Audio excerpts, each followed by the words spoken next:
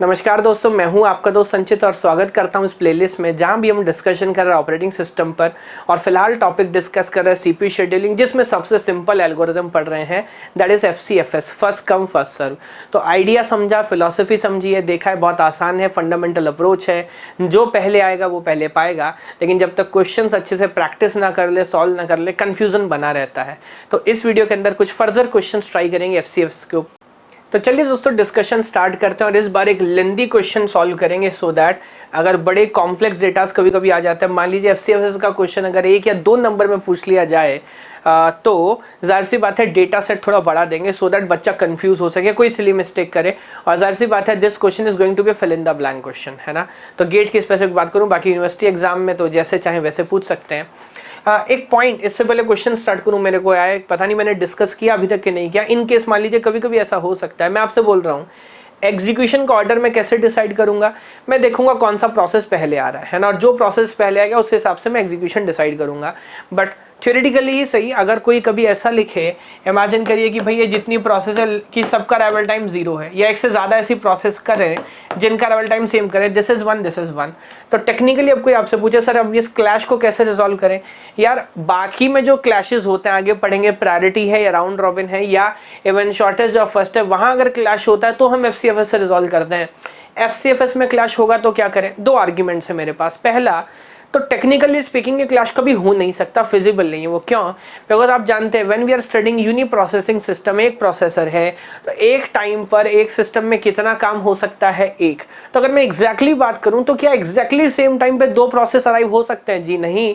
अगर यहाँ पर आप 1 लिख रहे हैं, उसमें चाहे कितना ही डिफरेंस क्यों ना हो, बट डिफरेंस जरूर रहा होगा, या तो पहले P3 आएगा या तो P4 आएगा, यस।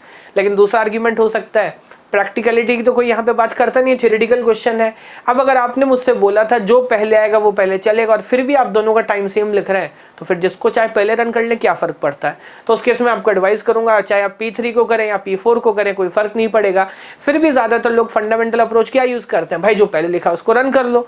तो maybe you can run first P3 and then you can go for P4, है ना। बट अगेन कंफ्यूज इसलिए नहीं होना, या तो एग्जामिनर आपको ऐसा क्वेश्चन देगा नहीं, उसको भी पता है कि फंडामेंटली इट्स नॉट ओके, और अगर देता है तो शायद वो फिर प्रोग्राम के या इस पूरे आइडिया के किसी दूसरे पॉइंट पे कंसंट्रेट कर रहा होगा, उससे कोई फर्क नहीं पड़ेगा। यस, खैर मैं दोबारा वापस आ जाता हूँ इस क्वेश्चन के ऊपर, और ये जो कहानी हमने लिखी है इसको हटा देते हैं।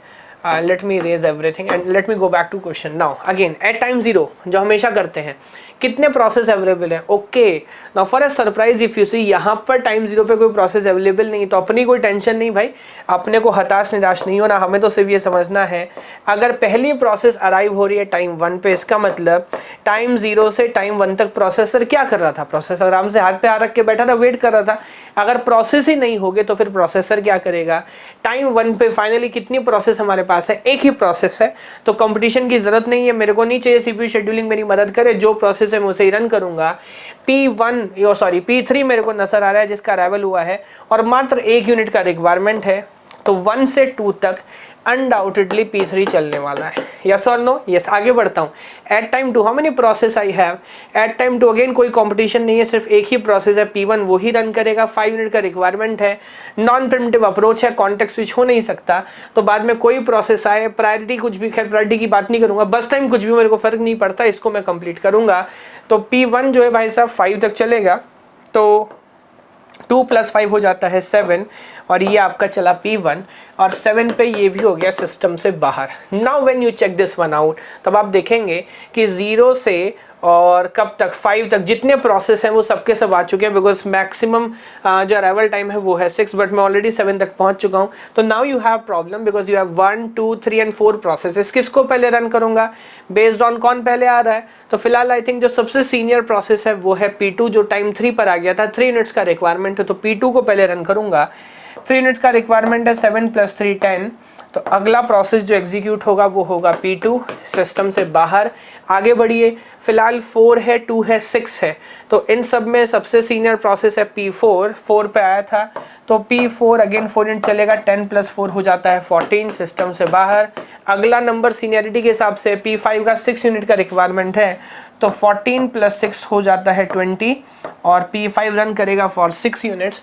And last but not the least, नाम बेचारे का P0 था, आया सबसे लास्ट में है। ओके 4 यूनिट्स का रिक्वायरमेंट है, तो 20 + 4 कितना हो गया 24 और ये हो गया P0 बाहर। तो ऑब्जर्व करिएगा किस तरह से हम एग्जीक्यूट कर रहे हैं। तो ये फाइनल आइडिया है। क्वेश्चंस जब भी हमने सॉल्व किए, कैलकुलेशन कैसे करना है, बहुत सिंपल अप्रोच है। सारा गेम दोस्तों ये चार्ट का है। एक बार ये चार्ट आपने सही बना लिया तो मुझे नहीं लगता उसके बाद कोई तकलीफ, कोई डाउट होना चाहिए। फिर भी जल्दी से एक बार देख लेते हैं।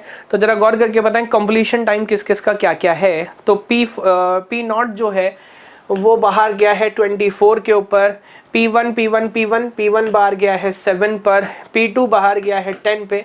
आप एक काम कर सकते हैं, वीडियो पॉज करके आगे की कैलकुलेशन आपको एक बार खुद ट्राई कर सकते हैं देखने के लिए कि वेदर आपने सही किया कि नहीं किया, या मैंने कोई गड़बड़ तो नहीं कर दी। तो P3 में हो सकता है एग्जिट टाइम है 2, उसके बाद P4 बाहर गया है 14 पे, और आखिरी नंबर है दोस्तों P5 का जो बाहर गया है 20 पे, है ना। ये आपका हुआ completion time. Now turn around time is again, completion time में एज इट इज लिख सकता हूँ और इससे माइनस कर देता हूँ क्या, अराइवल टाइम। तो अराइवल जरा बताएं कब कब हुआ था। अराइवल टाइम है 6, 2, 3, 1, 4 एंड 5। तो 24 - 6 will be 18. Now this will be 5, this will be 7, this will be 1, this will be 10 and this will be 15. Average आप कैलकुलेट कर सकते हैं। अगेन अगर वेटिंग टाइम कैलकुलेट करना है तो टर्न अराउंड टाइम, यानी कि प्रोसेस टोटल जितने टाइम के लिए सिस्टम के अंदर था उससे आप अगर रनिंग टाइम, एग्जीक्यूशन टाइम, बस टाइम, एक ही बात है ना, जो चाहे बोले, अगर उसको सबट्रैक्ट करेंगे तो आपको पता लगेगा कि प्रोसेस कितने समय वेट कर रहा था। तो 18 - 4 that is 14, that is 0, that is 4, that is again 0, that is 8 and that is 9। एक दो क्रॉस चेक करके आपको दिखाता हूँ। जैसे P1 का वेटिंग टाइम 0 आया, क्यों? P1 सिस्टम में आया कब था, एट टाइम 2। प्रोसेसर कब मिला, एट टाइम 2, उसने कोई वेट नहीं किया। सबसे ज़्यादा वेट किसने किया, देख सकते हैं P0 ने किया। P0 भाई साहब सिस्टम में एंटर हुए थे 6 पे, है ना, और आप देख रहे हैं P0 को प्रोसेसर मिला 20 पे। तो 20 - 6 14 यूनिट का यहाँ पे देखिए वेटिंग है। तो अगेन आप एवरेज बाकी कैलकुलेट कर सकते हैं। तो एक बार मुझे बताइएगा, बहुत सिंपल अप्रोच है। Back to back question solve करेंगे, उसी के बाद आपको कॉन्फिडेंस आएगा। एक और क्वेश्चन मैं यहाँ पर ट्राई कर लेता हूँ। अगेन लेंथी क्वेश्चन, 0 से 4 तक 5 प्रोसेस मेरे पास है। अराइवल टाइम लिखा हुआ है और आगे की कहानी लिखी हुई है, आपको कैलकुलेट करना है। इस क्वेश्चन में कंक्लूजन हम सीखेंगे, जिस पर आगे अच्छे से डिस्कशन करेंगे और समझेंगे कि क्यों FCFS इतना लोग प्रेफर नहीं करते और क्यों कुछ अलग स्ट्रेटेजीज हैं जो हमें काम दे सकती है। बिकॉज है यार ये बड़ा सिंपल, अगर एक बार में जो प्रोसेस है उसमें जो पहला उसे रन करो, इससे कॉमन सेंस अप्रोच भला क्या हो सकती है। बट फिर भी लोग अलग अलग आइडियाज की बात करते हैं, क्यों, यहाँ समझेंगे। एट टाइम 0 कितनी प्रोसेस है, एट टाइम 0 पे दोस्तों एक ही प्रोसेस है P0, और आप देख रहे हैं बाकियों का टाइम 1, 2, 3, 5 इस रेट में है। ये 14 लेके बैठा हुआ है, बट क्योंकि सबसे पहले आ गया तो 0 से मान लीजिए आधा टाइम ऐसे ही चला देता हूँ। तो 0 से 14 तक अनइंटरप्टेड कौन चलेगा, P0। क्या बीच में बाकी प्रोसेस आए हैं, हाँ। क्या उनको बहुत थोड़े समय के लिए CPU चाहिए, हाँ, लेकिन कोई ऑप्शन नहीं है ना भाई, क्योंकि नॉन प्रिमिटिव अप्रोच है। और इमेजिन करिए मैं इसको 140 कर दूं या 1400 कर दूं, इसका मतलब अगर एक बड़ा प्रोसेस पहले आ गया तो बाकी लोगों का वेटिंग टाइम बहुत सीवियरली इफेक्ट होने वाला है। कैसे होगा आगे देखेंगे, बट फिलहाल 0 से 14 तक अनडाउटेडली P0 चलेगा। फाइनली P4 जाएगा बाहर, और अब तो सीक्वेंस में है 0, 1, 2, 3। तो जल्दी से मुझे बताइए, P1 एट टाइम 1 पर अवेलेबल 3 यूनिट्स का रिक्वायरमेंट है, तो 14 से 17 तक P1 चलेगा। उसके बाद P2 सिंगल यूनिट रिक्वायरमेंट है, तो 17 से 18 तक P2 चलेगा। उसके बाद P3 2 यूनिट्स रिक्वायरमेंट है, 18 से 20 तक P3 चलेगा। और सबसे लास्ट में नंबर है दोस्तों P4 का, 5 यूनिट्स रिक्वायरमेंट है, मान लीजिए लास्ट तक ही चला देता हूँ, तो 25 तक कौन चलेगा, P4 चलेगा। लेकिन आप देख रहे हैं अगेन कंप्लीशन, अच्छा मैंने ऐसा नहीं कि सीक्वेंस में लिखा, इनका अराइवल क्योंकि सीक्वेंस में है तो मैं उसी हिसाब से एग्जीक्यूट करता चला गया। अब अगर मैं देखिए जल्दी से चेक करता हूँ, कंप्लीशन इसने कंप्लीट किया है 14 पे, उसके बाद P1 ने कंप्लीट किया है 17 पे, P2 ने कंप्लीट किया है 18 पे, 20 and then last one is 25।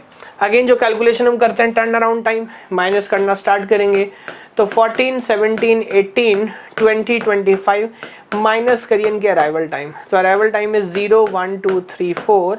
तो ये दोस्तों 14 ही रहने वाला है। This will become 16, this will again become 16, this will become 17 and now that is 25 minus 4, this will become 21। अब यहाँ से आप सब्ट्रैक्ट क्या करेंगे, सब्ट्रैक्ट करेंगे बर्स्ट टाइम। तो when you will subtract burst time, तो बर्स्ट टाइम आपको क्या किया है 14, 3, 1, 2 एंड 5। यस, तो now this will be 0, but अब इन सबके अच्छे खासे वैल्यूज है। That is 13, that is 15, that is again 15 and that is 16, है ना। तो नाउ यू कैन सी जब आप एवरेज कैलकुलेट करेंगे तो अच्छी खासी वैल्यू आ जाएगी। और इसी को दोस्तों हम बोलते हैं Conway effect, CONVOY, Conway effect. हालांकि इस पे हम अगली वीडियो में मैं डिटेल में डिस्कशन करूँगा। आइडिया क्या है, प्रॉब्लम क्या है FCFS के अंदर कि यार ये बहुत सिंपल है, बहुत आसान है, मज़ा आ रहा है, लेकिन अगर कोई बड़ा प्रोसेस पहले आके प्रोसेसर के ऊपर कब्जा कर ले, आप तो नॉन प्रिमिटिव अप्रोच फॉलो कर रहे हो तो आप उसको रोकने वाले नहीं हो। उसके बाद हो सकता है बहुत छोटी मोटी मासूम चंगू मंगू प्रोसेस हो जिनको थोड़ा बहुत समय चाहिए, बट अब मैं कुछ कर नहीं सकता ना। अभी मैं जब तक बड़े प्रोसेस को कंप्लीट नहीं करूंगा जब तक छोटे प्रोसेस का नंबर नहीं आएगा। आप समोसे की दुकान पे खड़े, एक आदमी आके 1000 समोसे का ऑर्डर लेके आ गया किसी कॉलेज के हॉस्टल के लिए, आपको 2 समोसे खाने, अब क्या आप वहाँ पे 2-2.5 घंटा इंतजार करेंगे? तो जो मासूम छोटी प्रोसेस होंगी वो बेचारी स्टार्व करने लगेंगी कि सर इतना लंबा टाइम वेट करा रहे हो। तो FCFS में प्रॉब्लम है कॉनवॉय इफेक्ट।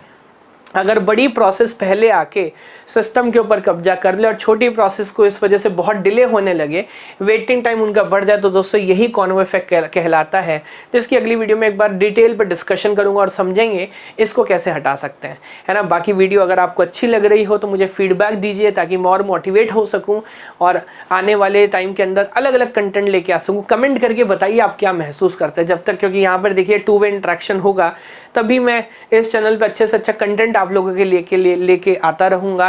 तो वीडियो को लाइक करिए, चैनल को सब्सक्राइब करिए, कमेंट करिए अपने जूनियर्स के साथ, सीनियर्स के साथ, स्टूडेंट अपने टीचर के साथ, टीचर अपने स्टूडेंट्स के साथ शेयर करिएगा तो मुझे बहुत अच्छा लगेगा। तो चलिए इस वीडियो में इतना ही और आने वाले वीडियो के अंदर फर्दर डिस्कशन स्टार्ट करते हैं। धन्यवाद।